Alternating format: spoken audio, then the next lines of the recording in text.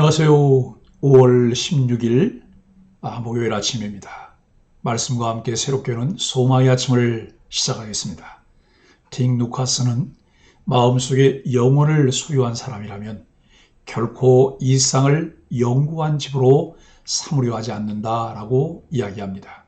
히브리서 12장 18절로 29절까지 말씀을 본문으로 하여 옛 언약의 시내산에서 새 언약의 시온산으로 라고 하는 주제로 함께 은혜를 나누기를 원합니다.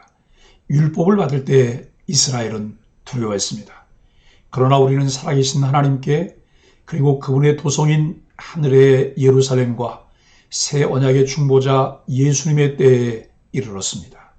우리는 말씀하신 분을 거역하지 말고 흔들리지 않는 나라를 받았으니 경건함과 두려움으로 하나님을 기쁘시게 해야 합니다.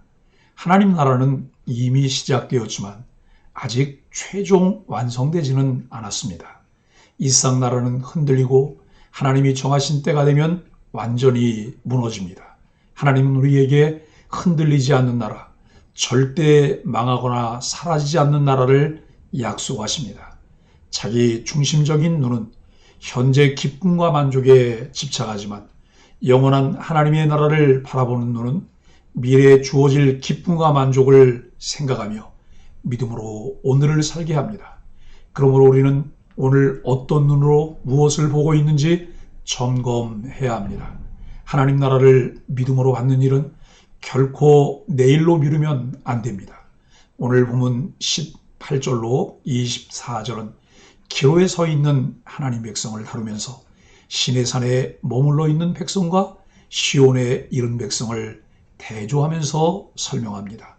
너희는 만질 수 있고 불이 붙는 산과 침침함과 흑암과 폭풍과 나팔 소리와 말하는 소리가 있는 곳에 이른 것이 아니라는 18절, 19절과 22절에 너희가 이미 도착했다는 평행을 이루는 말씀입니다. 18절로 21절은 이스라엘의 율법을 받았던 시내산을, 22절로 24절은 천상의 예루살렘을 다루고 있습니다. 11장 1절로 12장 17절에서는 약속의 땅으로 향하던 백성들의 이야기를 보았습니다. 18절로 29절에서는 하나님의 백성의 최종 도착지가 어디이며 약속을 따라 받게 되는 것이 무엇인지 구체적으로 알게 합니다. 성경이 말씀하려는 전체 내용을 염두에 두고 부분을 잘 살펴보면 훨씬 더 깊은 이해를 가질 뿐만 아니라 깊은 은혜를 누리게 됩니다. 17절에서는 망령된 행위로 잃어버린 축복을 상속하는 것에 대해 언급합니다. 18절로 24절은 이 축복이 무엇인지 설명합니다. 바로 약속의 땅에 들어가는 것이고 안식에 참여하는 것을 말씀합니다.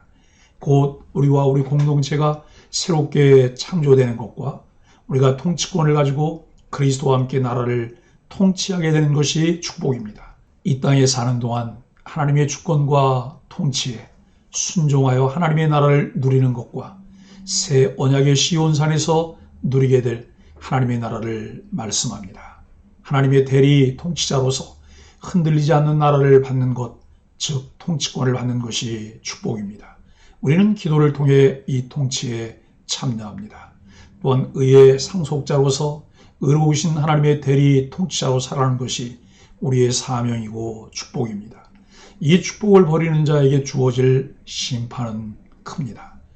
시내산과 시온은 약속 성취라는 측면뿐 아니라 심판의 구도 속에서도 이해되어야 합니다.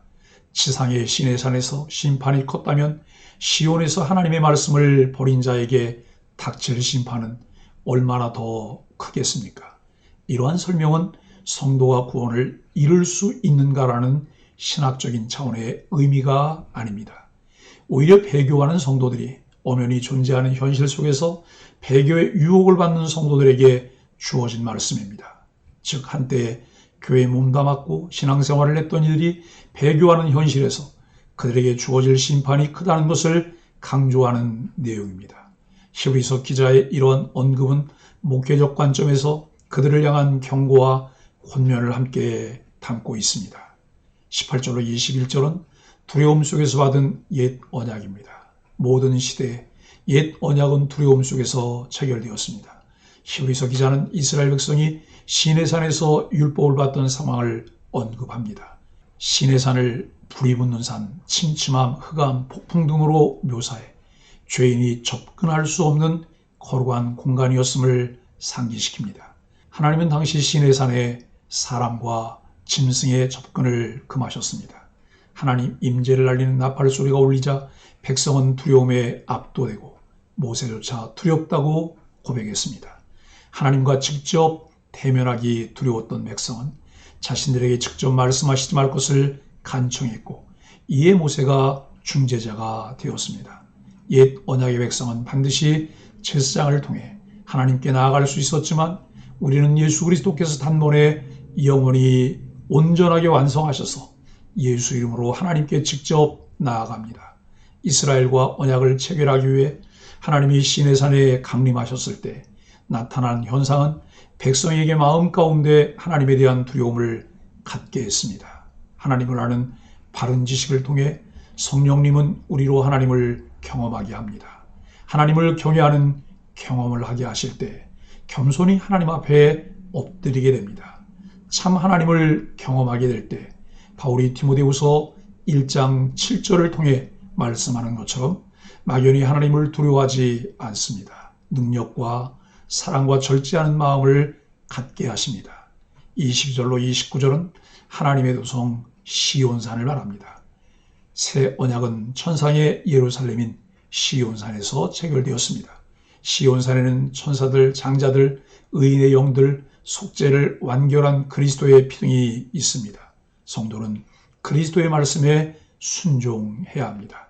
땅에서 경고하더니 곧 모세를 거역해도 형벌을 받았다면 하늘에서 경고하시니 곧 그리스도를 거역하는 배교에는 형벌이 가중됩니다. 시내산 언약 때는 땅만 진동했지만 마지막 심판 때는 하늘도 진동합니다. 히브리서 기자는 모든 것을 소멸시키시는 하나님을 부각해 배교를 경고합니다. 영원한 나라를 상속받은 성도는 경건함으로 하나님을 섬겨야 합니다. 배교는 하나님의 사랑에 대한 배반입니다. 성경은 우리에게 새 언약 안에 있는 성도가 장차 이르게 될 시온산에 대하여 설명하고 있습니다. 믿음은 하나님의 말씀을 들으면서 나고 하나님의 말씀을 깊이 묵상할 때 하나님의 나라의 풍성함을 누릴 수 있는 그리스도인의 삶을 살아갑니다. 믿음의 길을 걸어갈 때 마치 철로 역정에 나오는 것처럼 수없는 방해와 장애물, 어려움들이 있지만 우리가 예수 그리스도를 향한 믿음을 끝까지 지켜야 하는 이유는 영원한 삶을 받았기 때문입니다. 매일의 삶에서 하나님의 말씀을 묵상하고 그 말씀 안에 있는 길과 답을 찾으며 방황하지 않고 주만 따르는 그리스도인의 삶을 살아야 합니다. 사랑하는 소망의 가족 여러분, 히브리서 기자는 흔들리지 않는 나라를 은혜로 받았으니 경건함과 두려움으로 하나님을 기쁘시게 섬길 것을 명령합니다. 세상의 모든 것은 변하고 사라지고 흔들립니다. 무엇보다 하나님을 거역한 죄인들은 진노의 불에 소멸됩니다. 하지만 우리가 소유한 하나님의 나라는 흔들리지 않는 견고한 나라입니다. 우리는 그곳에 영원히 거하게 됩니다. 그러므로 그 은혜에 합당한 자로서 경건함과 두려움으로 하나님을 기쁘시게 섬겨야 마땅합니다. 이제 우리가 서 있는 곳은 시내산이 아닌 시온산, 곧 하늘의 예루살렘입니다.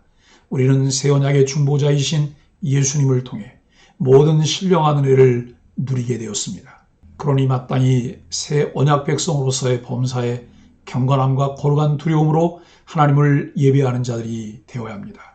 하나님께 우리 몸을 거룩한 산제물로 드리는 영적 예배자로 살아가는 소망의 가족들이 되기를 예수 그리스도의 이름으로 간절히 축복합니다. 함께 기도하겠습니다. 새 언약의 중보자이신 주님, 우리 같은 죄인에게 거룩한 하늘 보좌로 나아갈 수 있는 은혜를 주시니 감사합니다. 영원히 흔들림 없는 나라를 소유했음에도 무너질 세상 것을 갈구하는 우리의 무지와 어리석음을 용서하여 주옵소서. 주님을 경외하며 섬기는 것이 우리에게 가장 큰 기쁨이 되게 하여 주옵소서. 예수님의 이름으로 간절히 기도합니다. 아멘.